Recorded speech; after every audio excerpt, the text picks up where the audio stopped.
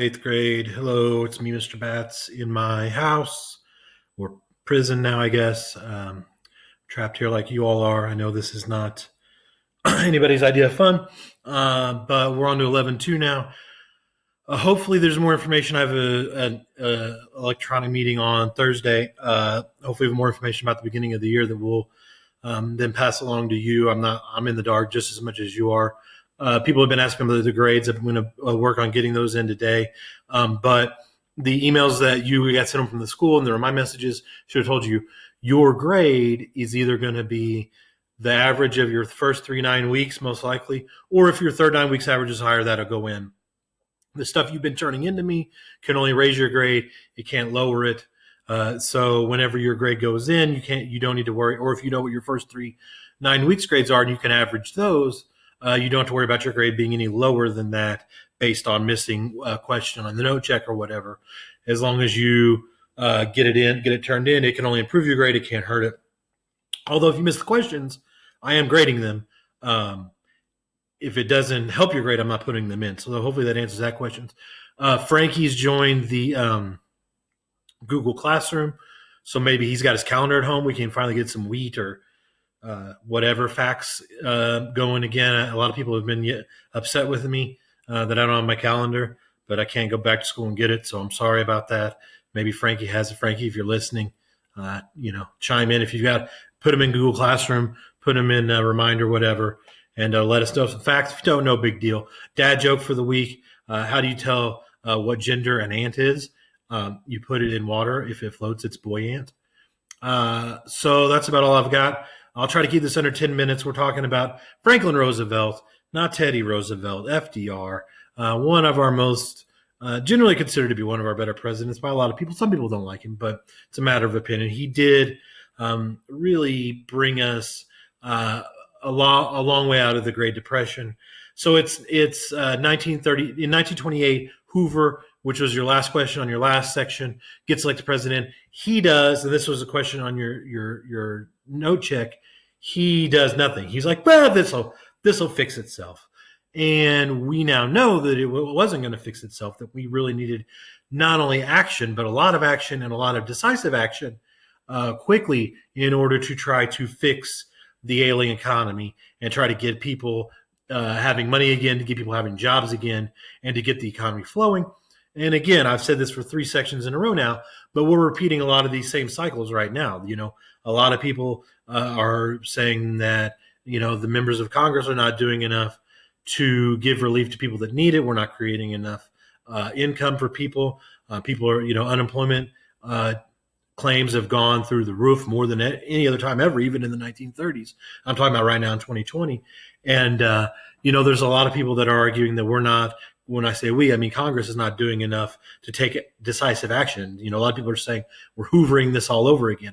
So 1932 comes around, and the Democrats feel like they're going to win. And so they nominate FDR, Franklin Delano, Delano, Delano Roosevelt. He was married to Eleanor Roosevelt, who was one of our most famous first ladies. Her maiden name was also Eleanor Roosevelt. She was like a couple times removed, like fifth cousin, twice removed. Anyway, she was Teddy Roosevelt's niece, and Teddy was Franklin's cousin, which means that they were distantly related. Not enough to like legally or genetically matter. Still kind of weird and creepy if you ask me, which you didn't, because this is a YouTube video and you can't ask me, but that's just my opinion. So anyway, he was from New York. He was in the Senate in 1910. He was hit by polio in the 1920s, and he went months without being able to move his toe. And he talked about how, running for president and stuff later on was no big deal when he couldn't, when he spent 6 months laying in bed trying to move his big toe. By the way, if you don't know much about polio, neither do I, thankfully, because we have vaccines now. And so if you're not wanting to get people vaccinated, you should reconsider, because they work and they keep you from having things like a paralyzed lower body, like our former president, Franklin Roosevelt. He would ask journalists to just not photograph his legs, and like because TV wasn't a thing yet, and it was mostly radio how we communicated. People, for the most part, unless you saw him in a speech, didn't know that he was paralyzed. It was more or less a a secret to most of America, which of course would never happen, with Twitter and Snapchat and TikTok and whatever today. If somebody became paralyzed that was important, enough to run for president, we would know within seconds. So different time, of course. And so he was elected governor of New York in 28 and 30. And one of his biggest strengths, in my opinion, is that he, if you're going to be a president, you have to work on tariff reform, immigration reform, health care, the military. There's hundreds, if not thousands, of things that go into that job. And one of Roosevelt, and that goes for governor of New York also. And one of Roosevelt's strengths was that he kept a bunch of people who were really at the top of their field, whether that be in law or economists or social workers, like it says on the slide you can see right now, whatever, the top people in those fields, he kept a group of them around him that he called his brain trust. And he knew that, hey, I can't know all this. No president can know all this. Now, then, all the way back to George Washington. And so one of his strengths as a leader was the ability to solicit or ask for and value other people's ideas. And so he won presidential election in 1932. Famously, he said, "We have nothing to fear but fear itself." First of all, what he meant by that was that the fact that we were panicking and the fact that the stock market crashed because we were selling so many stocks really got us in this mess, okay? And so that's what he meant by that saying. It wasn't just a pleasant, sit around a campfire and, roast marshmallows and sing Kumbaya, warm, fuzzy feeling saying. It meant something that if we are positive, our actions can bring us out of this. Also, snakes, I mentioned last time. I don't, we have nothing to fear but fear yourself. That's nice, but snakes, I'm still scared of. He closed banks for 4 days and basically said, hey, get your crap together. You got 4 days. If you can't figure it out in 4 days, then you're staying closed. And so the 100 days was his first 100 days, obviously. It's not cleverly named, but you get the idea. And we passed more pieces of legislation and more pieces of meaningful legislation those 100 days than possibly in any other time in American history. And so these all became known as the New Deal. He passed laws and regulations that affected banking, stock market, just factory work, farming, public works, relief for the poor, conservation. His number one priority was called work relief, or to get people back to work. And so this is another thing you're seeing now. This is what the government did, is it started spending government money and created government jobs to have people do things, okay? The CCC, the Civilian Conservation Corps, a lot of history teachers call this lesson alphabet soup because you have the TWA, the CCC, the TVA, the AAA, the FDIC. You get the idea. It's like looking in a bowl of alphabet soup and whatever letters pop up. That's a law that we passed. But the Civilian Conservation Corps planted trees, built levees, improved, created the National Park Service. Not created, but expanded, I guess. Teddy Roosevelt actually created it. The Federal Emergency Relief Administration.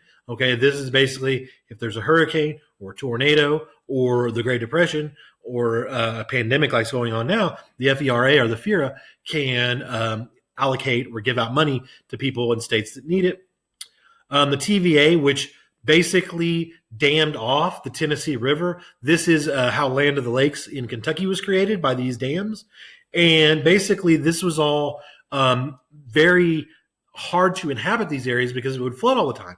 And so what he did was basically create dams which made lakes, which stopped the flooding, and then give these people like electricity and allow them to start building more civilized cultures and civilizations there.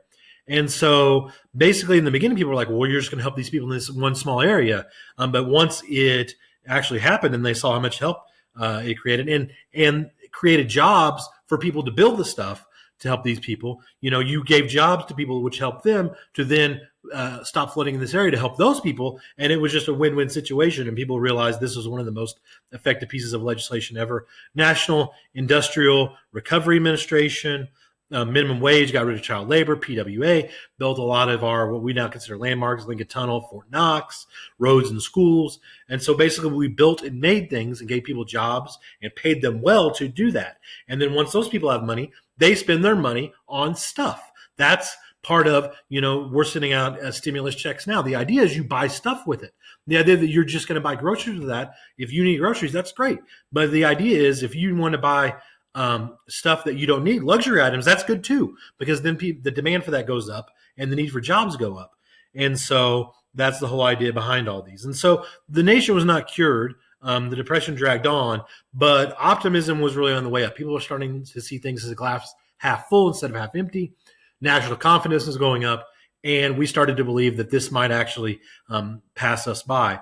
And so this wasn't over, but we're on the right track. And so that's the end of the slides today. I was thinking about doing a Google online meetup just to say hi. If you're interested in that, comment. I'll put a thread on Google Classroom for you to be able to comment and tell me I don't want to do that or I do want to do that. If we don't have that many people who want to do it, we won't. But if you want to say hi and see your classmates and say hi to me, we might do that early next week or late this week. But let me know in Google Classroom. I will attach the questions within hopefully 5 minutes of this going out. And I will see you later. Anything you want to send a message to me, say hi, or just check in, that's fine. We're at 11 minutes, so I did better, but not good. Again, sorry I talked too much. Bye.